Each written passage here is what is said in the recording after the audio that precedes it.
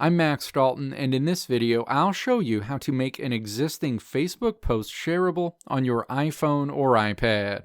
Step 1. Tap Menu in the row of options along the bottom of your Facebook home screen, and then tap your name and profile picture at the top of this menu.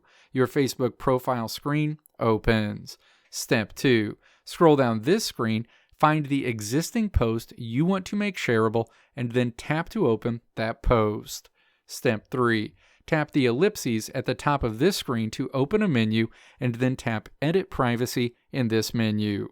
Step 4. Find the Who Can See Your Post section, and then tap to select Public. That Facebook post will now be visible to everyone and shareable by anyone. Let me know if this video helped you out in the comments below. If you liked what you saw here, click the video links on the right side of the screen to check out another video. Or click the logo on the left side of the screen to check out my tutorial website at www.maxdalton.how.